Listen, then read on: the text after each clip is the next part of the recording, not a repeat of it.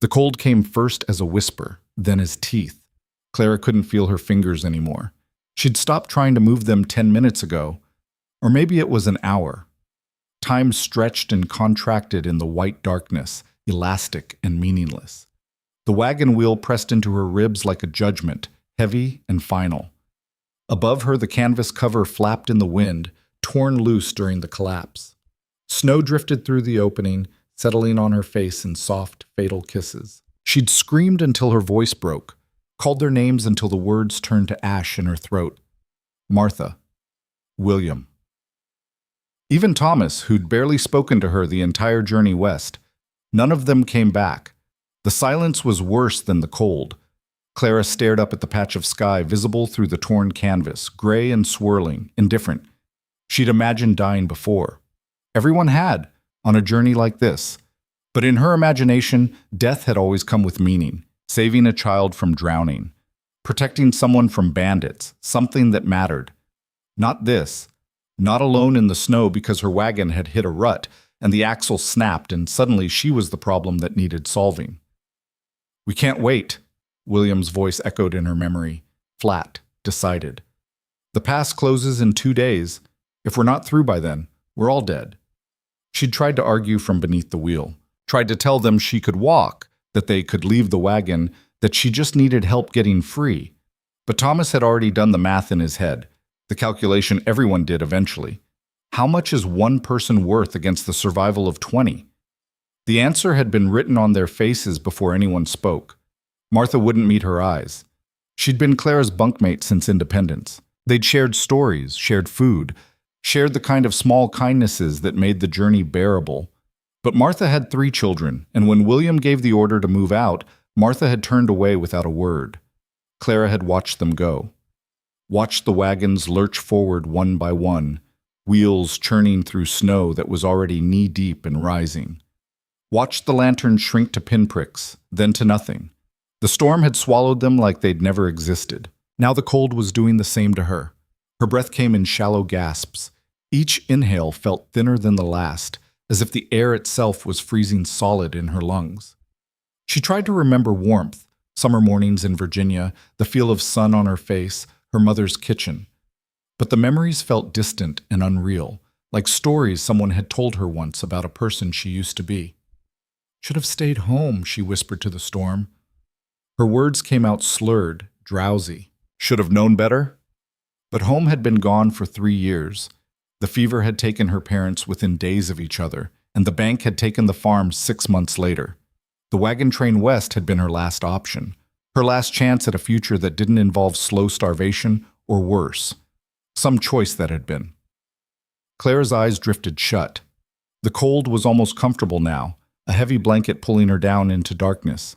Maybe this was better. Maybe fighting had always been the mistake. The world had been trying to tell her for years that she didn't fit, didn't matter, wasn't worth the space she took up. Maybe it was time to listen. The wind screamed, and somewhere in the scream, Clara thought she heard footsteps. Probably a dream, or maybe death coming to collect what the cold had claimed. She didn't open her eyes, didn't have the strength left to care. The footsteps stopped. A shadow fell across her, blocking what little light filtered through the canvas. Clara felt, rather than saw, someone kneel beside the wagon. Large hands gripped the wheel. She felt the vibration through the wood, and then the crushing weight lifted. Air rushed back into her lungs in a painful gasp. Clara's eyes flew open. A man crouched over her, tall, broad-shouldered, dressed in furs and leather-worn gray by weather and time. His face was half hidden by a thick beard, dark hair falling past his shoulders. But his eyes, pale gray and sharp as the winter sky, locked onto hers with an intensity that cut through the cold haze in her mind. He didn't say anything, just looked at her like he was deciding something. Clara tried to speak, but only a broken rasp came out. The man slid his arms beneath her shoulders and knees, lifting her like she weighed nothing. The movement sent fire through her frozen limbs. Clara tried to cry out, but her voice had given up entirely. "Quiet," the man said. His voice was low and rough, like gravel dragged over stone. "You want to live? You don't waste breath." He turned and carried her into the blizzard. The cabin appeared out of the white like a hallucination. Claire's eyes kept sliding out of focus, the world reduced to fragments, the man's steady footsteps crunching through snow, the dark shapes of trees thrashing in the wind, the solid thud of a door kicked open. Then warmth, sudden and shocking, like being plunged into boiling water. She gasped, and the gasp turned into a cough that rattled through her chest. Easy. The man laid her on something flat and hard near the fireplace. Clara felt heat radiating from the stone hearth, so intense it hurt. Your body's forgotten what warm feels like. Give it time. He moved away, footsteps heavy on wooden floors. Clara heard the scrape of metal, the clank of a kettle. Her vision cleared in slow increments. The cabin was small, one room, rough-hewn logs chinked with mud and moss. A narrow bed against one wall, a table and two chairs, shelves lined with supplies, furs and tools hung from pegs. Everything functional, nothing decorative. A place built for survival, not comfort. The man returned with a tin cup. He crouched beside her, slid one arm behind her shoulders, and tilted the cup to her lips. Drink. The liquid was warm and bitter, some kind of tea, maybe pine needle or something equally unpleasant. Clara swallowed and immediately coughed half of it back up. Again, the man said, patient but firm. This time she kept it down. The warmth spread through her chest, chasing away some of the ice that had settled into her bones. She managed 3 more sips before he pulled the cup away. That's enough for now. He set the cup aside and started unlacing her boots. Clara tried to pull her feet back, but her legs wouldn't obey. The man ignored her weak protest, working with quick efficiency. When he pulled off the first boot, Clara bit back a scream. Her toes were gray-white, waxy-looking. Frostbite, the man said flatly. Might lose a toe or two, won't know for a few days. He pulled off the second boot, then her socks, carried them to the fire and hung them from a line strung above the hearth. Then he grabbed several furs from the bed and draped them over her, tucking them tight. You'll freeze again before you're warm. Body's got no heat left to make. He moved back to the fire, adding more wood. Stay still. Let the furs do the work. Clara lay there, shivering so hard her teeth rattled. Questions piled up in her throat, but she couldn't force them out. The man seemed content with silence. He filled the kettle again and hung it over the fire, then settled into one of the chairs with a whetstone and a hunting knife, working the blade with long, practiced strokes. Minutes passed, maybe hours. Clara drifted in and out of consciousness, her body fighting battles she couldn't control. Every time she surfaced, the man was still there, sharpening something, or checking the fire, or moving around the cabin with quiet purpose. Finally, when the shivering had dulled to occasional tremors, Clara found her voice. Why? The man didn't look up from his knife. Why what? Why did you... She swallowed, throat raw. Why did you bring me here? He tested the blade against his thumb, apparently satisfied with the edge. Found you under a wagon. Seemed like you needed help. You don't know me. Don't need to. He slid the knife into its sheath and picked up another. Winter on the mountain doesn't care who you are. Dead's dead. Clara stared at the ceiling beams, fighting back something that felt dangerously close to tears. They left me. My own people. They just left. The man was quiet for a moment. The whetstone scraped across steel in steady rhythm. I know, he said finally. You saw? Saw the tracks. 24 wagons, maybe more, heading west through Devil's Pass. He didn't look at her. Saw where one stopped. Saw where it left without someone. The tears came then, silent and bitter. Clara turned her face away, but there was nowhere to hide in the small cabin. They made a choice, the man continued, voice neutral. Don't make it right, but I understand it. Pass is deadly this time of year. They probably figured losing one was better than losing all. I wasn't worth saving. Now he did look at her, those pale gray eyes sharp enough to cut. You're alive. That's worth something. To who? The question came out harsh, angry. Not to them, not to anyone back home. Hell, not even to myself most days. Clara laughed, a broken sound. You should have left me there. Would have been easier. The man set down his knife and whetstone with deliberate care. He stood, crossed to where she lay, and looked down at her with an expression she couldn't read. I've buried 17 people on this mountain, he said quietly. Trappers who got careless, settlers who pushed too late into fall, fools who thought they were stronger than the weather.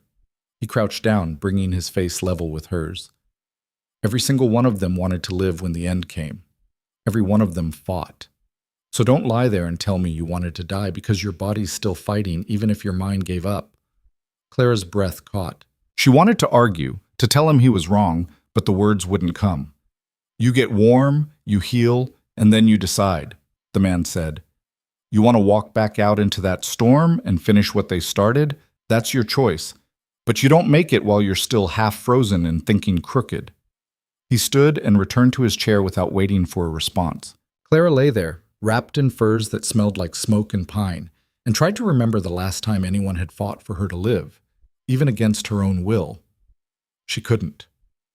What's your name? She asked after a long silence. Rowan. He picked up a different blade, some kind of skinning knife.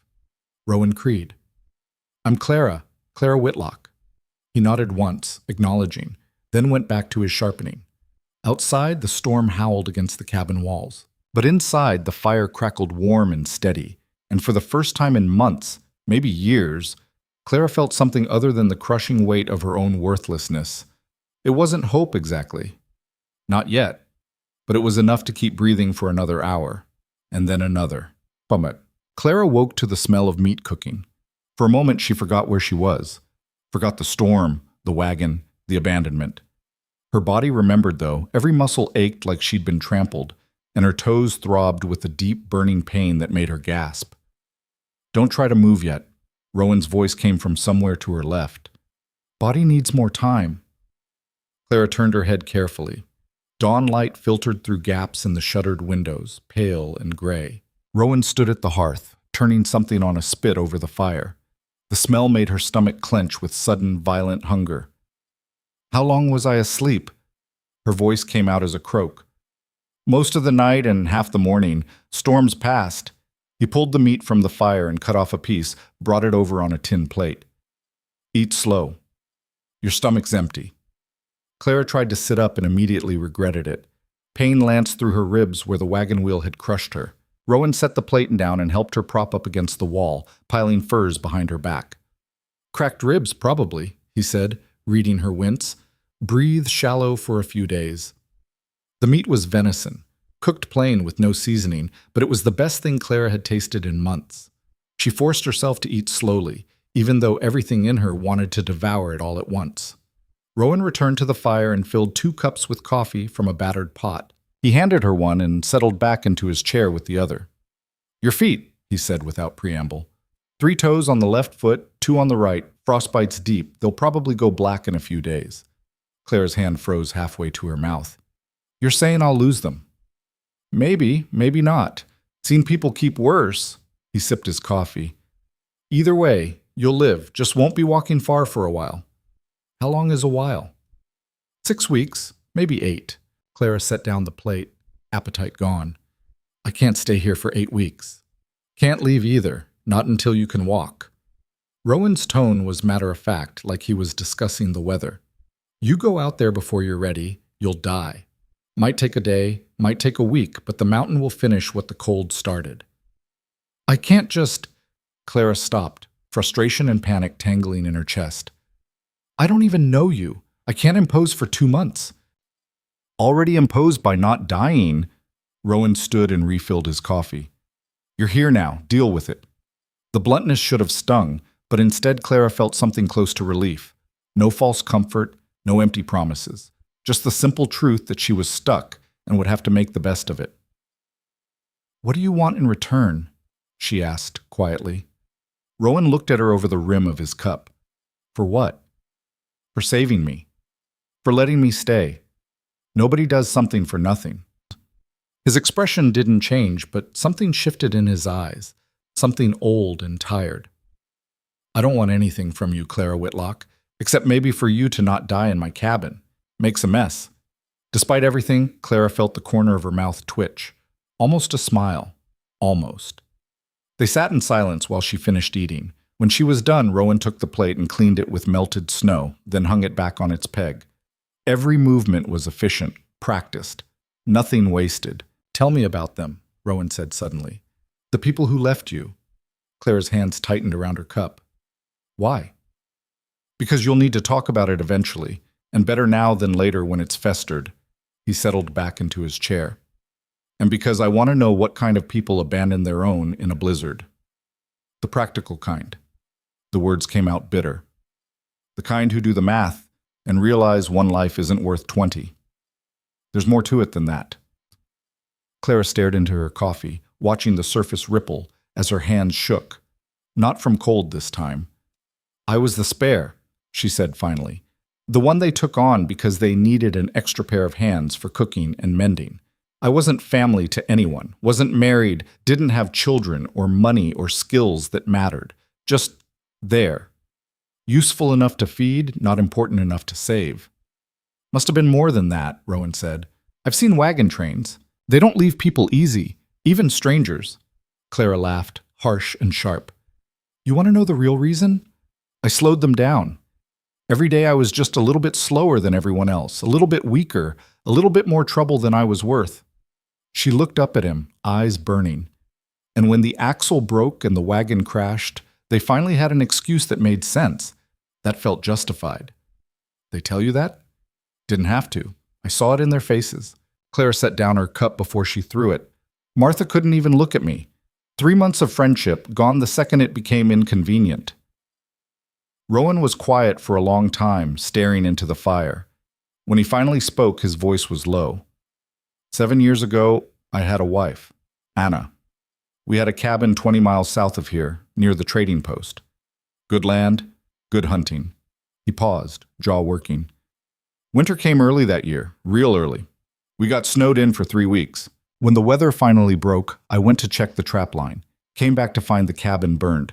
Anna inside. Clara's breath caught. What happened? Chimney spark, probably. Or maybe the stove. Doesn't matter. His hands tightened around his cup. Point is, I left her alone. Chose the trap line over staying home. Made a practical choice. He looked at Clara with those sharp gray eyes. And I've spent 7 years living with it. That's not the same, isn't it? Rowan cut her off. We all make choices about who's worth saving, who's worth the risk, and we all live with what comes after. He stood and walked to the window, looking out at the snow-covered landscape. Your people made their choice. They'll live with it, or they won't. But you're still here. That means you've got your own choice to make. Which is? Whether you're going to spend the rest of your life believing what they told you, that you're not worth the trouble. He turned back to her. Or whether you're going to prove them wrong. Clara wanted to argue, to tell him it wasn't that simple, but the words died in her throat, because maybe it was exactly that simple. Maybe the only person who could decide her worth was her. Outside, a raven called, harsh and loud in the cold morning air. Rowan went to the door and opened it, letting in a blast of frigid wind. He stood there for a moment, scanning the tree line, then closed it again. Storms cleared the pass, he said.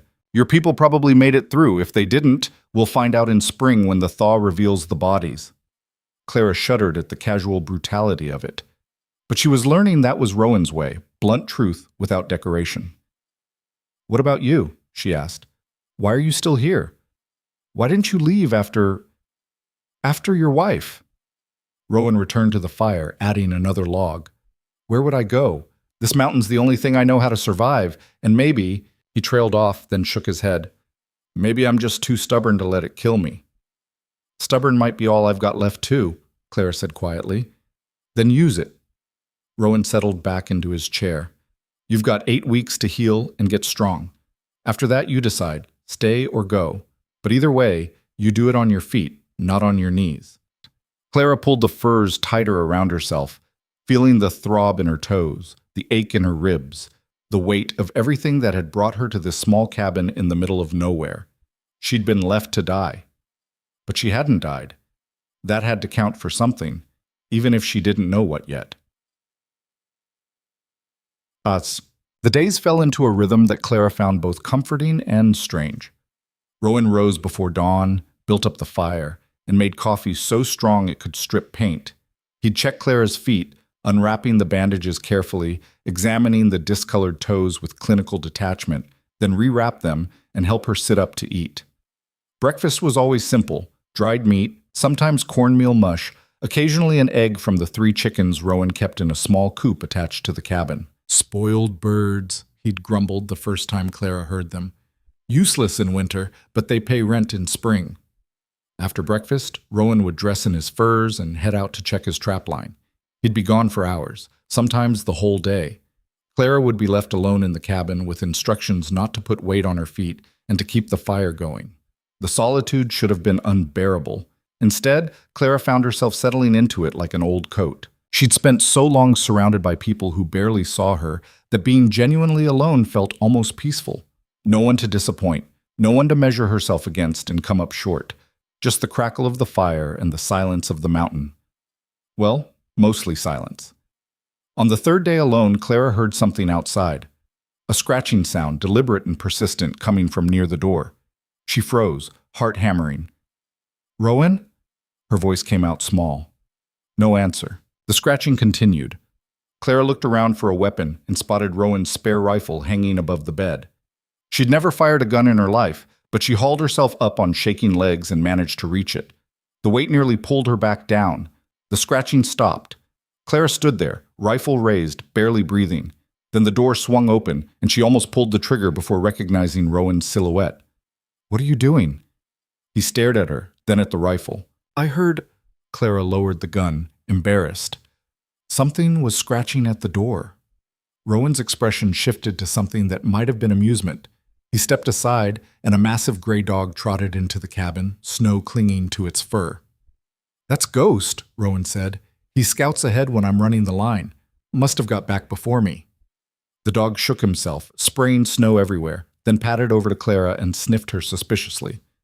"He's friendly," Rowan added. "Usually." "Usually?" "Long as you're not a threat." Rowan took the rifle from Clara's hands and helped her back to her spot by the fire. "Though I appreciate you trying to defend the cabin with a gun you don't know how to use." "How did you—" "Safety's still on." Clara felt her face heat. "I told you I wasn't useful." "Didn't say that." Rowan hung the rifle back up. "Said you don't know guns." "That's different from useless." He pulled off his coat and hung it by the door. "Tomorrow I'll teach you. Can't have you shooting me by accident." "I wasn't going to shoot you." "Good to know." He began unpacking his pack, 3 rabbits and a marten. "But you'll learn anyway." Ghost settled by the hearth, resting his massive head on his paws, but keeping his eyes on Clara. She reached out slowly, and after a moment the dog allowed her to scratch behind his ears. "He likes you," Rowan observed, skinning the first rabbit with quick, precise cuts. "Took him 6 months to let me touch him. Found him half-starved in a trap. Some trapper abandoned him when he got old." "Seems to be a theme around here," Clara muttered. "Yeah." Rowan didn't look up from his work. "Mountains full of things people left behind. Most of them die. Some get mean, few get lucky." "Which one is Ghost?" "All 3, probably." Clara smiled despite herself. The dog's tail thumped once against the floor, acknowledging the affection. That night, as they ate rabbit stew seasoned with wild herbs Rowan had dried the previous summer, Clara asked the question that had been building for days. "Why haven't you asked me anything?" Rowan looked up from his bowl. "About what?" "About me. Where I came from. What I'm running from. Why I was on that wagon train." Clara set down her spoon. "Most people can't help themselves. They need to know everyone's story. I'm not most people." He went back to eating. "And your story is your business. You want to tell it? I'll listen. You don't, I won't ask." It was such a simple thing, but it settled something in Clara's chest that had been tight for months, maybe years. "My parents died of fever 3 years ago," she heard herself say. "Lost the farm to debt. Had a brother, but he'd already gone west the year before. Wrote once to say he'd found gold in California, then nothing." She stared into the fire. "Spent 2 years working in a boarding house in St. Louis. The owner's son decided I was part of the accommodations. When I said no, I lost the job." Rowan's jaw tightened, but he didn't interrupt. "The wagon train was supposed to be a fresh start," Clara continued. "Find my brother, or at least find somewhere that didn't know I was the girl who got fired for not being friendly enough. But I didn't have money for a wagon or supplies. Martha's husband said they'd take me on as help. Cooking, mending, looking after the children when Martha was sick. She laughed bitterly. I thought it was charity. Took me 2 weeks to realize I was paying off the ride with labor. Nothing wrong with that, Rowan said quietly. No, Clara agreed.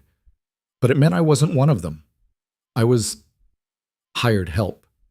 They'd invite me to eat with them, let me sleep in their wagon, but I was never part of the family, just useful enough to keep around. Until you weren't. Until I wasn't, Clara echoed. They sat in silence while the fire popped and settled. Ghost snored softly, twitching in dreams of running. You ever find your brother? Rowan asked. Clara shook her head. Last letter was from Sacramento. That was 3 years ago. He could be dead, could be rich, could be anywhere. She picked up her spoon again. I don't even know if I want to find him anymore. The brother I knew wouldn't have left without a word. This one? He's a stranger. People change, Rowan said. Mountain changes them. Gold changes them. Sometimes they change so much there's nothing left of who they were. Did you change? After Anna? Rowan was quiet for a long time. When he finally spoke, his voice was rough. Yeah, I did. Tried not to. Tried to stay the same man she'd married. But grief doesn't work like that. It remakes you whether you want it to or not. Do you regret it? Changing? Every day. He stood and gathered their bowls. But I'm still here. That's got to be worth something. Clara thought about that long after Rowan had banked the fire and retired to his bed on the other side of the cabin. She lay wrapped in furs, Ghost now sprawled beside her radiating warmth, and tried to imagine who she might become in this strange new life she'd stumbled into. The old Clara had died under that wagon, left behind with the people who'd abandoned her. This Clara, scarred, angry, half-frozen, was someone else entirely, someone who might actually survive. The rifle was heavier than Clara expected. It's going to kick, Rowan said, standing behind her, adjusting her grip. Don't fight it. Let your body move with it. They were outside the cabin for the first time since Clara's rescue. 3 weeks had passed, and while she still couldn't walk far without pain, she could stand long enough to learn the basics. Rowan had set up targets, pieces of wood with charcoal marks, against the tree line. Breathe in, Rowan instructed. Let half out. Hold. Squeeze the trigger smooth, don't pull. Clara did as he said. The rifle cracked, the kick slamming into her shoulder hard enough to make her stumble. The target remained untouched. Again. They practiced until Clara's shoulder ached and her hand shook from cold and effort. By the end, she'd managed to hit the target twice out of 20 shots. You'll get better, Rowan said, taking the rifle. Need to build strength first. Your body's still recovering. I'm terrible at this, Clara said, frustrated. You're learning. That's different. He ejected the remaining rounds. Most people never touch a gun until they need one. By then, it's too late to learn. You think I'll need one? Rowan's expression darkened. Hope not, but hope's not a plan.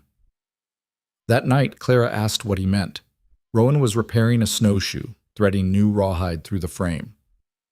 There's a group of trappers that work the high country, he said without looking up. Call themselves free traders, but they're more bandits than anything. They leave me alone mostly, but they know about this cabin. Are they dangerous? Everyone's dangerous out here if they're hungry or desperate enough. He tested the tension on the rawhide. Usually they keep to their own territory, but if they heard there was a woman up here... He didn't finish, but he didn't need to. Clara had heard enough stories about what happened to women alone in wild country. How many? She asked. Last I counted, 6 or 7, led by a man named Voss, mean as a winter bear and twice as unpredictable. Rowan set aside the snowshoe. They won't come while the snow's deep, too much effort, but come spring, when the pass opens and hunting picks up, that's when we need to be careful. We? Rowan met her eyes. You're here now. That makes you part of what I defend. Something shifted in Clara's chest, a feeling she didn't have a name for, not quite gratitude, not quite belonging, but close. Then teach me to shoot better, she said. If trouble's coming, I'd rather not be useless. You're not useless. Rowan stood and moved to the fire, adding wood. You kept this cabin running while I was out for 2 days tracking that wounded elk. Fire stayed lit, chickens got fed, water stayed melted. That's not nothing. Clara blinked. She hadn't thought of those small tasks as meaningful, just things that needed doing. Besides, Rowan continued, a hint of something that might have been humor in his voice, Ghost likes you. That's worth more than shooting. As if summoned, the dog raised his head and looked at Clara with what she could only describe as approval. High praise, she said dryly. Highest I give. They fell into their evening routine, Rowan working on gear, Clara mending a shirt that had torn on the trail, Ghost sprawled between them. Outside, the wind picked up, but inside the cabin was warm and steady.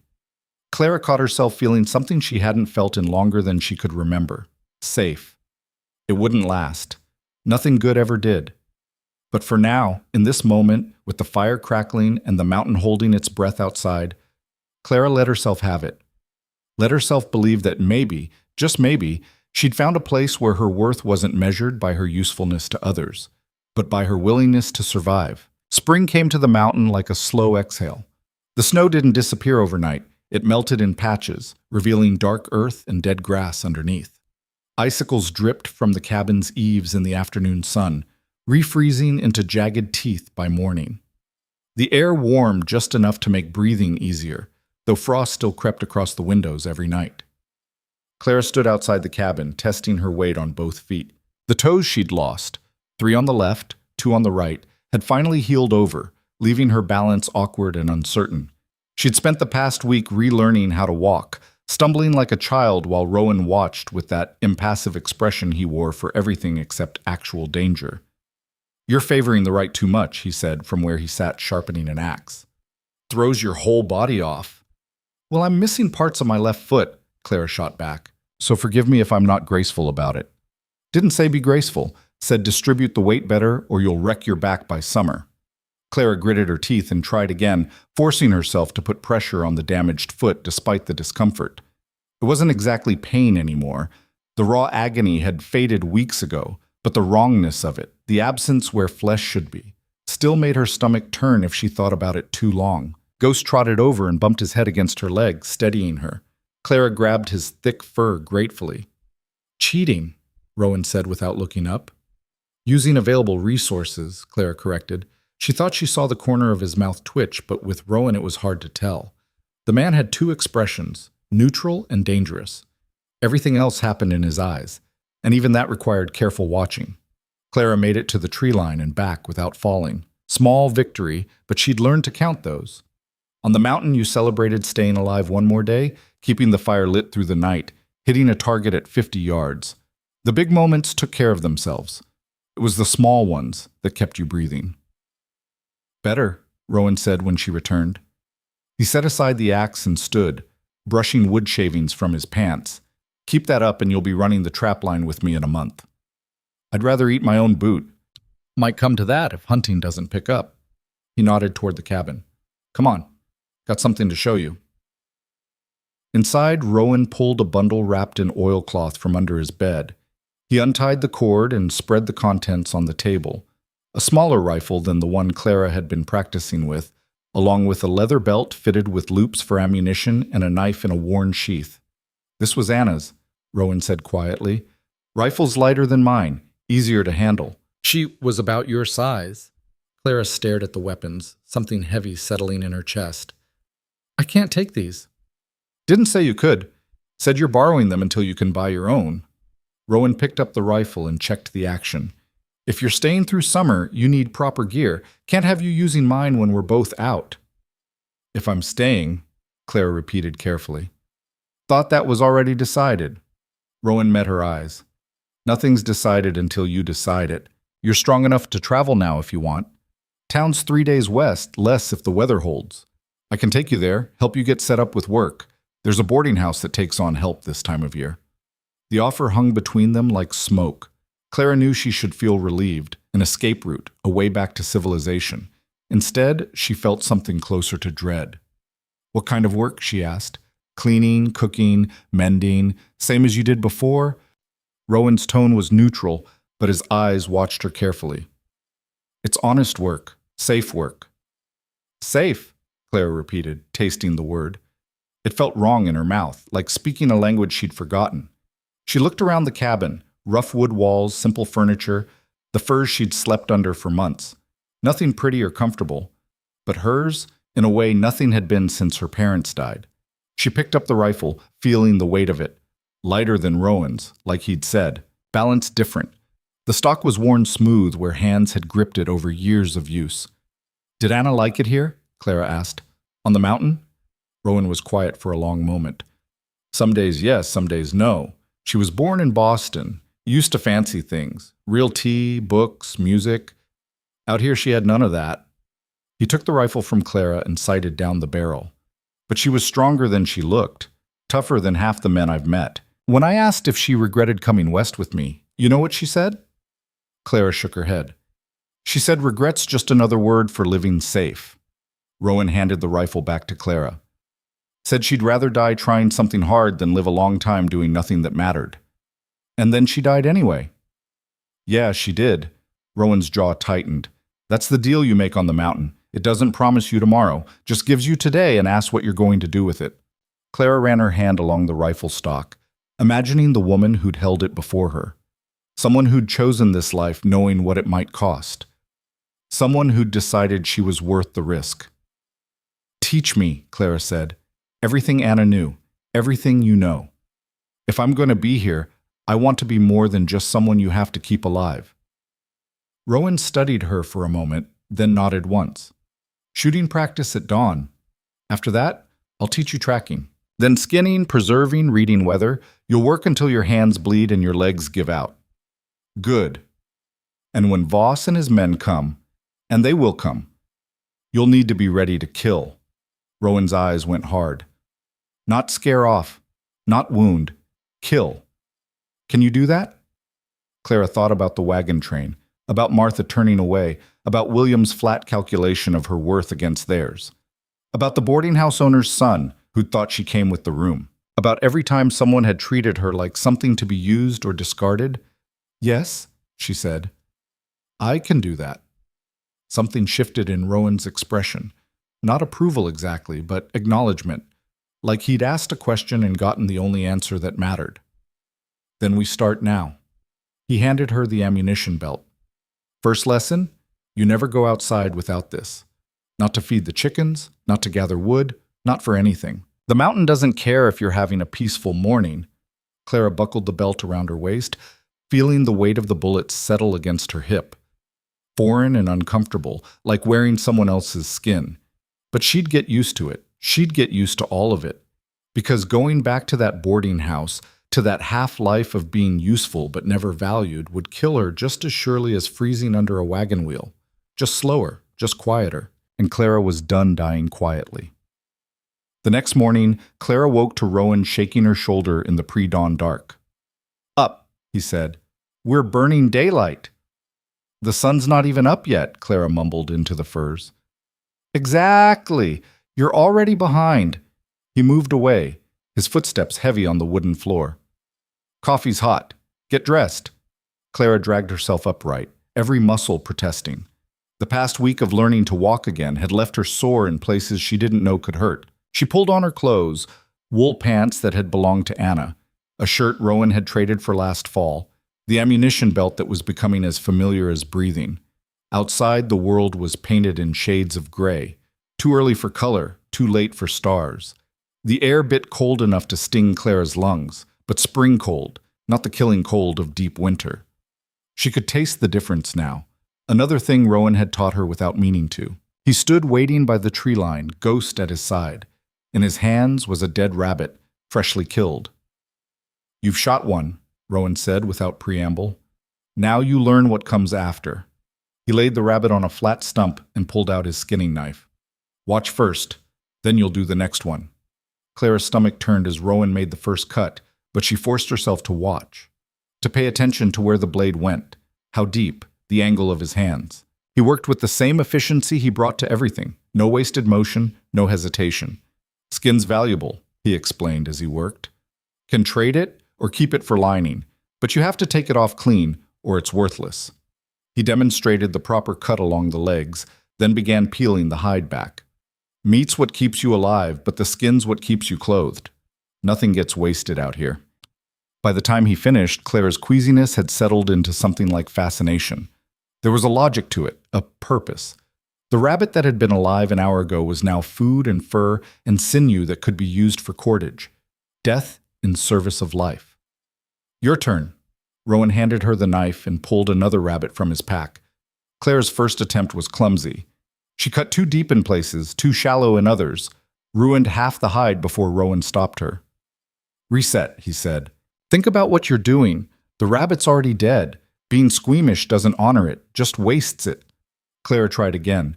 This time she got further before messing up. By the fifth rabbit, her hands had stopped shaking and she'd managed to remove the skin mostly intact. Better, Rowan said, examining her work. Practice will smooth out the rest.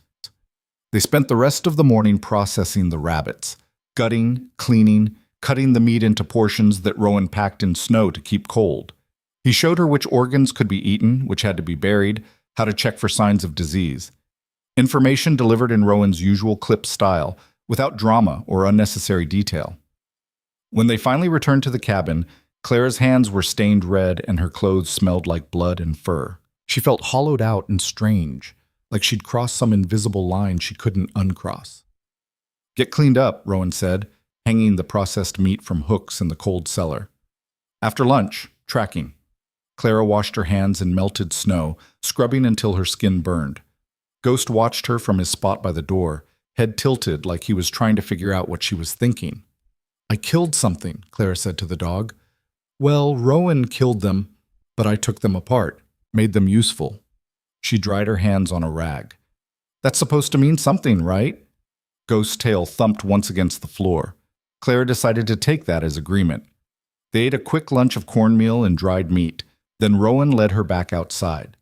The sun had climbed higher, turning the world sharp and bright. Clara squinted against the glare off the remaining snow. Tracking's about reading what the animal tells you, Rowan said, crouching beside a set of prints near the cabin. These are ghosts from this morning. See how the back paw falls almost exactly where the front paw was? That's a dog trotting, relaxed, not running from anything. He moved a few feet away, pointing to different tracks. These are deer, 2 of them, moving together. Front hooves land wide, back hooves narrow. Tracks are deep, which means they're not starving. Probably a doe and last year's fawn. Clara knelt beside him, studying the marks in the mud and snow. To her untrained eye, they all looked like random impressions, but Rowan read them like words on a page. How do you know it's a doe and fawn? She asked. Size difference, stride length. The smaller ones' tracks overlap the bigger ones sometimes. Following close, learning the route. He stood and started walking, following the deer trail. Everything leaves a story. You just have to learn the language. They spent hours tracking different animals. Deer, rabbits, a coyote that had passed through 2 days ago, even a bear coming out of hibernation. Rowan showed Clara how to judge the age of tracks by their edges, how weather changed them, how to tell the difference between an animal feeding and an animal running. Predators move different than prey, he explained, crouched beside a set of wolf prints. See how these paws land? Deliberate, confident. Wolf's not worried about being hunted, so it doesn't waste energy on caution. What about people? Clara asked. Can you track people the same way? Rowan's expression went flat. Yes, and people are easier because they're stupid. They walk in straight lines, leave trash, break branches instead of moving around them. He stood, brushing dirt from his hands. Why? Just wondering, Clara kept her voice casual. In case I ever need to know if someone's coming. Rowan studied her for a moment, then nodded slowly. Come on, I'll show you. He led her to a game trail that intersected with what looked like an old hunting path. Deliberately scuffed his boot in the mud, snapped a twig, dislodged a rock. That's what careless looks like, he said. Now watch. He moved through the same area again, this time leaving almost no trace. His feet found solid ground, avoided loose stones. Where he had to touch vegetation, he bent it instead of breaking it. That's someone who doesn't want to be tracked, but you can still read them if you know what to look for. He pointed out the small signs, a partial boot print on hard ground, a leaf turned wrong side up, the faint scuff on a tree trunk where someone braced themselves while crossing a stream. Most people can't hide their tracks completely, Rowan said. They always leave something. Weight distribution, broken spiderwebs, disturbed frost. You just have to slow down and look. Clara tried it herself, walking a circuit while Rowan watched. When she returned, he retraced her path, pointing out every mistake. Too heavy on your left heel. That print's twice as deep as it should be.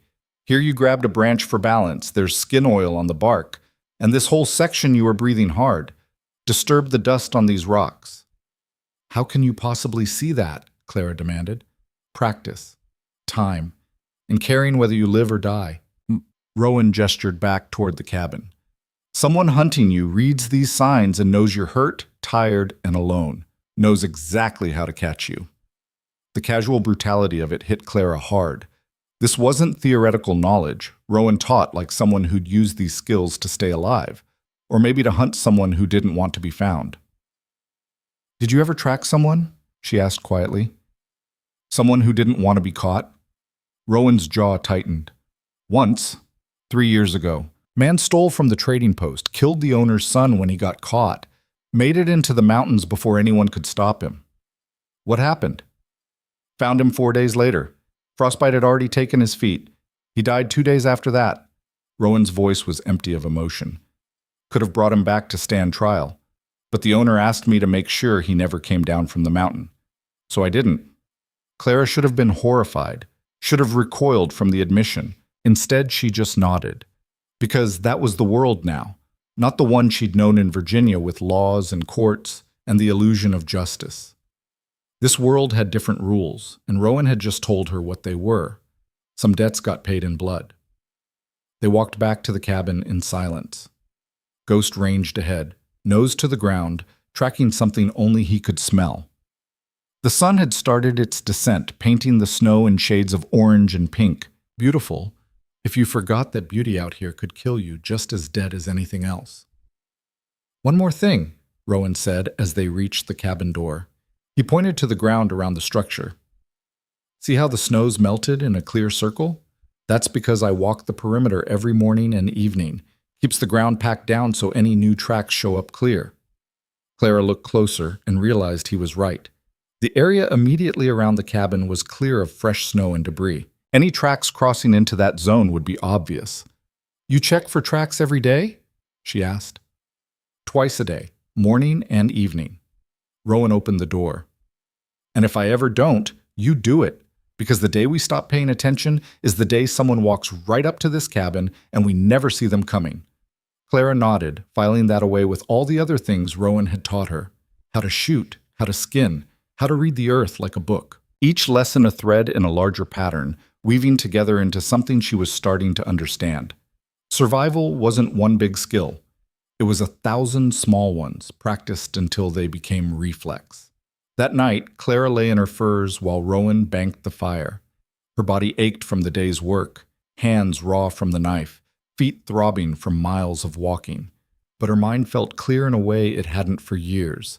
She'd learned something today, multiple somethings. And tomorrow she'd learn more.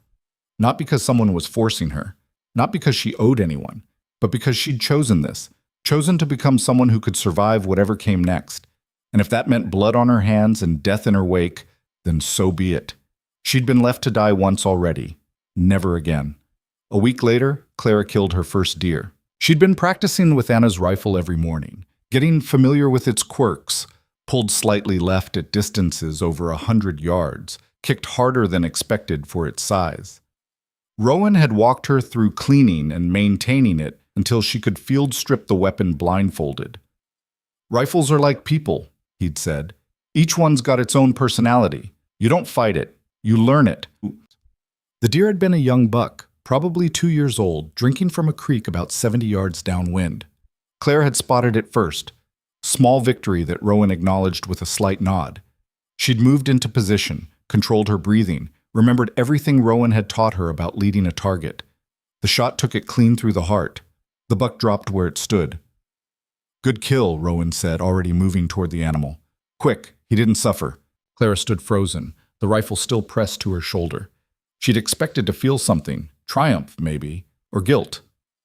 Instead, there was just a hollow certainty. She'd needed meat.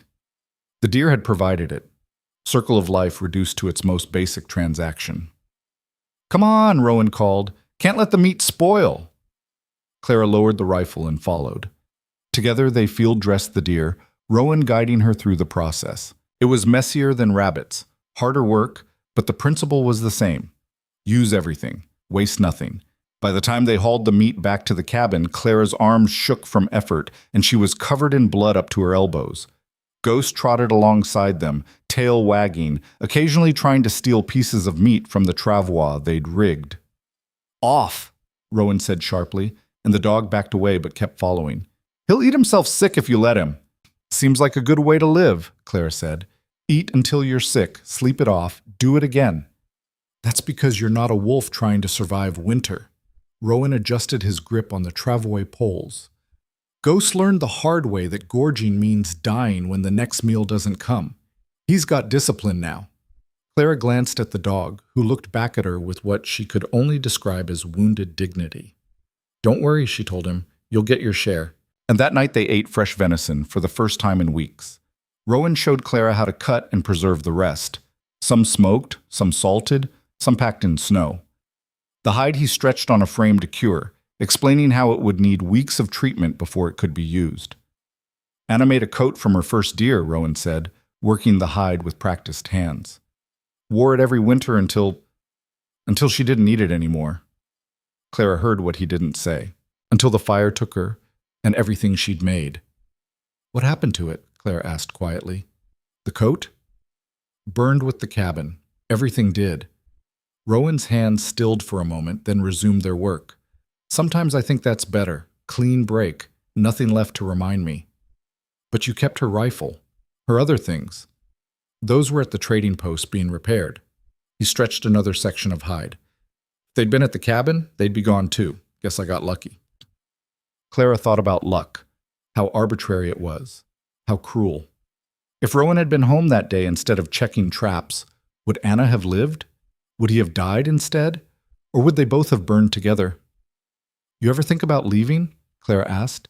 "Going somewhere that doesn't remind you of her?" Rowan was quiet for a long time. "Every day for the first year," he finally said. "Packed my things a dozen times. Made it as far as the tree line once." He shook his head. "But this is where she's buried. This is where we built something together. Leaving would feel like abandoning her twice." "She's dead, Rowan. She wouldn't know." "I'd know." He met Clara's eyes, and she saw something raw there, something that hadn't healed and maybe never would. "And maybe that makes me a fool, but it's the only way I know how to honor her, by staying, by keeping what we built alive." Clara understood that in a way she couldn't have 6 months ago. Before the wagon, before the mountain, before Rowan pulled her back from death's edge. Sometimes staying was the hardest choice. Sometimes surviving was the bravest thing you could do. "She'd be proud," Clara said, "of what you've done here, what you've become." Rowan's expression softened almost imperceptibly. "She'd like you," he said. "You've got her stubbornness, her refusal to quit even when quitting makes sense." "That a compliment?" "Best one I've got." They worked in companionable silence while Ghost gnawed on a bone in the corner. Outside, spring had fully arrived. The snow mostly gone except in deep shadows, new grass pushing up through dead winter growth. Birds had returned, filling the mornings with song. The mountain was waking up, and so was Clara. She could feel it in her body, strength returning, skills building, the awkwardness of her damaged feet fading into a new normal. She'd never walked the same way she had before, but she could walk, could run if needed, could track, shoot, survive, could kill. That last thought should have scared her. Instead, it settled into her bones like certainty.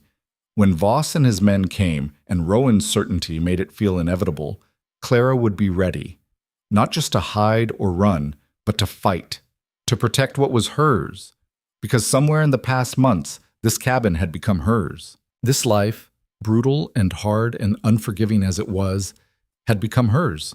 Rowan had become hers, not in any romantic sense, but in the way soldiers became brothers, bound by shared survival, by trust earned through blood and hardship. She'd been abandoned once, left to die because she wasn't worth saving. Never again. If someone tried to take this from her, they'd find out exactly what she was worth. And the answer, Clara was starting to realize, might be measured in how much she was willing to destroy to keep it.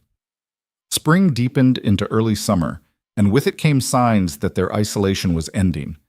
Rowan found tracks first, boot prints near the creek, 3 different people heading east. Then a campfire site 2 miles from the cabin, still warm when he discovered it. Someone was in the area, moving through Rowan's territory without permission. Could be random trappers, Clara suggested, though she didn't believe it. Could be. Rowan stared at the cold fire pit, jaw tight. But I don't think so. This is deliberate. They're scouting. How can you tell? Because they're not trying to hide their trail. They want me to know they're here. He kicked dirt over the fire pit. It's a message. What kind of message? The kind that says they're coming, and there's nothing I can do to stop them. Clara's hand moved instinctively to the rifle slung across her back. Then we'll be ready. Rowan looked at her, something like approval in his eyes. We'll be ready, he agreed. They spent the next week preparing. Rowan showed Clara defensive positions around the cabin, spots with clear lines of sight, natural cover, escape routes if things went bad. They stockpiled ammunition, sharpened blades, moved their most valuable supplies to a hidden cache in the woods. If it comes to fighting, Rowan said, aim for center mass. Don't try for fancy shots. Just put them down. Clara nodded, stomach tight but mind clear. She'd made her choice. Now she'd live with it. Or die with it. The attack came on a Tuesday, 3 hours past dawn. Clara saw them first from the window where she'd been keeping watch. 4 men emerging from the tree line, moving with the kind of casual arrogance that said they didn't expect resistance. She counted rifles, knives, 1 man with what looked like a hatchet hanging from his belt. Rowan, she said quietly, keeping her voice level even as her heart hammered. We've got company. He was beside her in 2 strides, rifle already in hand. Ghost moved to the door, hackles raised, a low growl building in his chest. 4 visible, Rowan said, scanning the trees. Probably more in the woods. Voss likes to send a greeting party while he hangs back and watches. What do we do? We talk first, see what they want. Rowan's jaw was tight. But keep your rifle ready. These men don't come for conversation. He opened the door and stepped onto the small porch, Clara right behind him. Ghost positioned himself between them and the approaching men, teeth bared. The 4 men stopped about 30 yards out. The one in front was massive, easily 6.5 feet tall, shoulders like a bull. He had a thick beard gone gray in patches and eyes that reminded Clara of a snake sizing up prey. Rowan Creed, the big man called out, voice carrying easy across the distance. Been a long time. Not long enough, Voss. Rowan's rifle stayed lowered but ready. You're on my land. Your land? Voss laughed, a sound like rocks grinding together. Mountain don't belong to nobody, Creed. You know that. This part does. And you've known it for 7 years. So why are you here? Voss's smile didn't reach his eyes. Heard you had yourself some company. Thought we'd come be neighborly. Welcome the lady to the territory. Clara felt his gaze slide over her like oil. She kept her face blank, rifle held loose but ready to raise. Don't show fear, Rowan had told her. Fear is blood in the water to men like this. She's not interested in your welcome, Rowan said flatly. Turn around and go back to your camp. Now that's not very friendly. One of the other men spoke up, younger than Voss, with a jagged scar running from his eye to his jaw. We came all this way. Least you could do is offer us some hospitality. You want hospitality? Try the trading post. They serve your kind. Our kind? Voss took a step forward. Ghost's growl intensified. What kind is that, Creed? The kind that burns other people's trap lines for fun. The kind that takes what isn't theirs and calls it free trading. Rowan's voice stayed calm, but Clara could feel the tension radiating off him. The kind that's about 30 seconds from getting shot if they don't turn around. Voss held up his hands in mock surrender. Easy now, we're just talking. His eyes shifted back to Clara. That your woman, Creed? Or is she available for negotiation? Clara raised her rifle before she realized she was doing it, centered it on Voss's chest. Her hands didn't shake. I speak for myself, she said, her voice carrying clear and cold across the space between them. And I'm not negotiating anything with you. Voss's smile widened. Oh, she's got spirit. I like that. You've got 5 seconds to leave, Rowan said. After that, I start counting bodies. Big words for a man outnumbered. Voss gestured, and Clara caught movement in the trees. More men, at least 3, maybe 4, all armed. See? Thing is, we heard Creed's got himself a woman now. And winter was long and lonely. We figured you might be willing to share, seeing as how we're all neighbors and all. Clara's finger moved to the trigger. Every instinct screamed to fire, to drop Voss where he stood. But Rowan's hand touched her elbow gently, and she held. Last chance, Rowan said. Leave now. We forget this happened. And if we don't? The scarred man grinned. What's an old hermit and a crippled woman going to do against 8 of us? Clara's jaw tightened at the word crippled, but she kept the rifle steady. Let them underestimate her. Let them think her weak. You really want to find out? Rowan asked.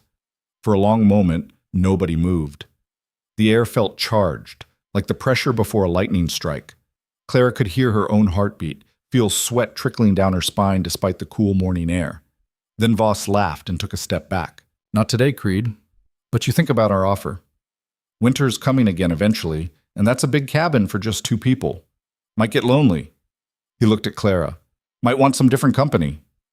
Get off my land, Rowan said. Voss turned, gesturing for his men to follow. But before disappearing into the trees, he looked back one more time. This ain't over. Just delayed. You remember that. They watched until the last man vanished into the forest. Even then, Rowan didn't lower his rifle. Inside, he said quietly. Now. Clara followed him into the cabin. Ghost came last, still growling low in his throat. Rowan shut the door and moved immediately to the windows, checking sight lines. That went better than expected, he said. Better? Clara's hands were shaking now that the adrenaline was draining. They threatened us. Told us they'd be back. They talked instead of shooting. That's better. Rowan set his rifle against the wall, but kept it within reach. Voss likes to test people first, see if they'll roll over easy. We didn't, so now he knows. Knows what? That taking this cabin will cost him. Rowan moved to the table and spread out a rough map he'd drawn of the surrounding area. Question is whether he thinks it's worth the price. Clara joined him at the table, studying the map. Rowan had marked the cabin, the creek, various defensive positions. Now he marked where Voss's men had emerged from the trees. They came from the northeast, he said, drawing arrows. That's bold. Means they're not worried about us tracking them back to their camp. He tapped the map.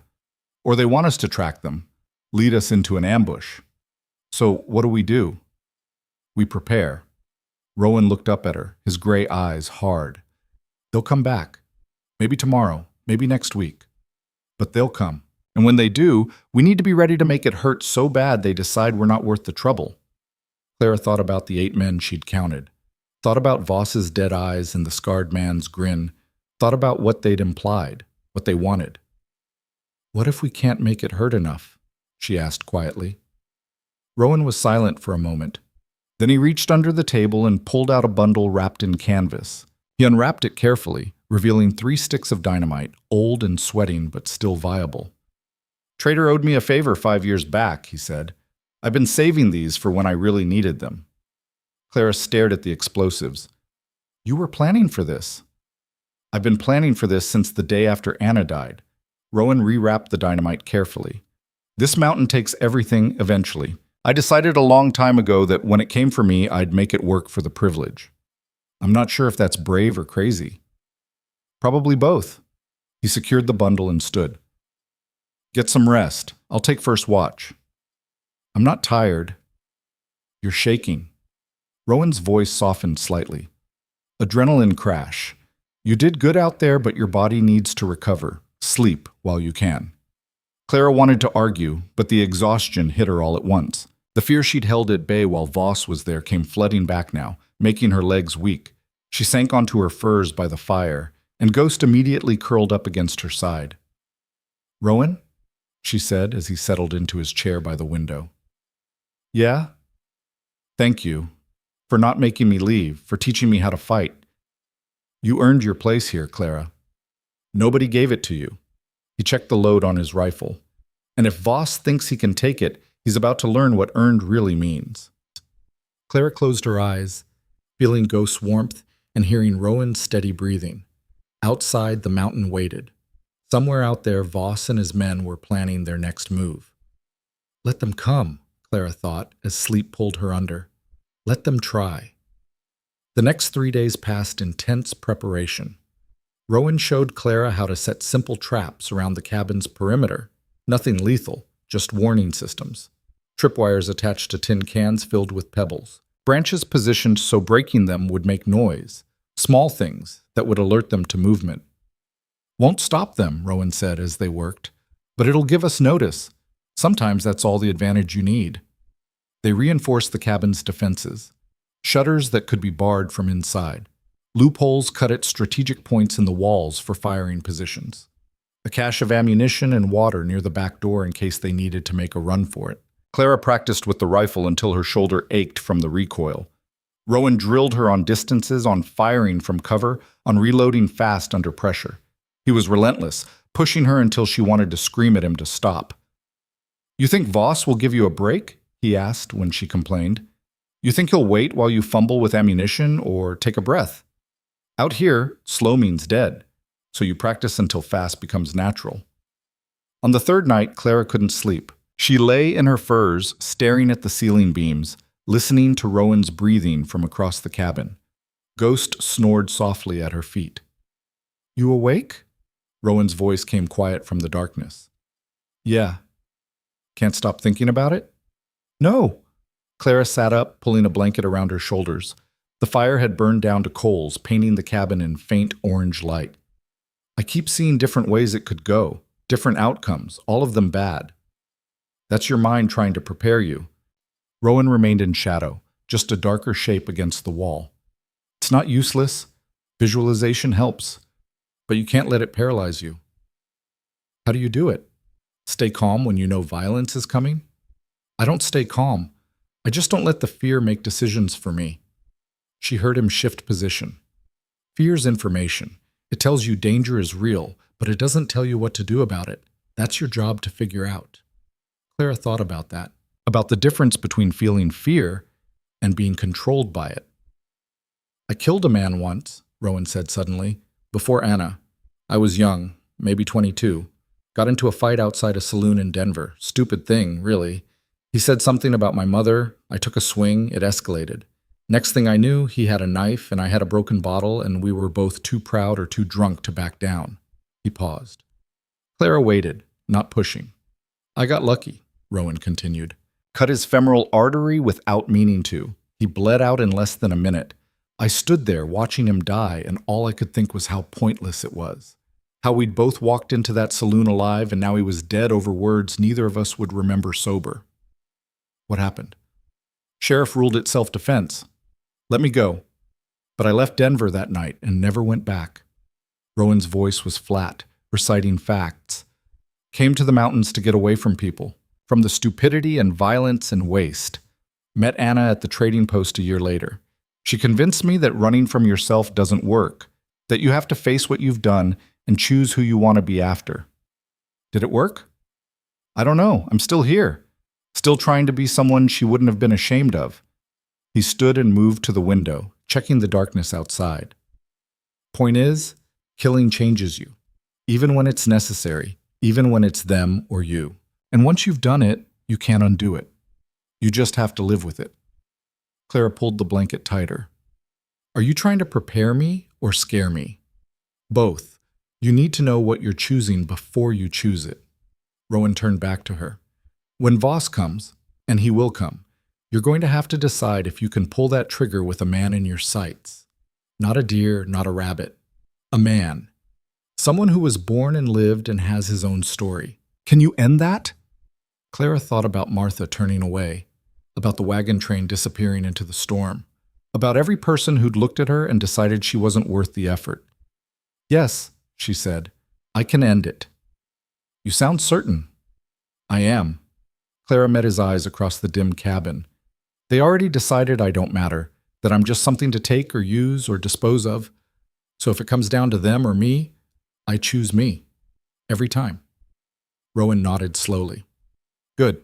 As long as you know what you're choosing." He returned to his chair, and they sat in silence while the coals dimmed.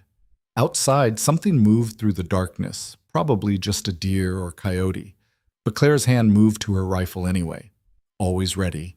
always watching. Because the mountain didn't care about fairness or justice or who deserved to survive. It just tested you constantly, and if you failed even once, that was it. No second chances, no mercy, just the cold finality of consequence. Voss came back 4 days later, and this time he didn't bother with talking. Clara was outside checking the chicken coop when Ghost went rigid, a growl building deep in his chest. She grabbed her rifle and scanned the tree line, and that's when she saw them. 6 men this time, spread out, moving through the forest with purpose. She ran for the cabin. "Rowan!" He was already at the door, rifle ready. "How many?" "6, coming from the west." "Wrong direction." Rowan's face went hard. "They're trying to flank us. Get inside." Clara dove through the door as the first shot rang out. The bullet splintered the door frame where her head had been a second before. Ghost bolted in after her, and Rowan slammed the door shut, dropping the heavy bar across it. "Positions," he said, moving to the firing port on the west wall. Clara took the north wall, hands shaking as she loaded her rifle. Through the narrow opening, she could see movement in the trees. A flash of color, the glint of metal. "Hold fire until you've got a clear shot," Rowan called. "Don't waste ammunition." Another shot cracked, this one punching through the shutters on the south window.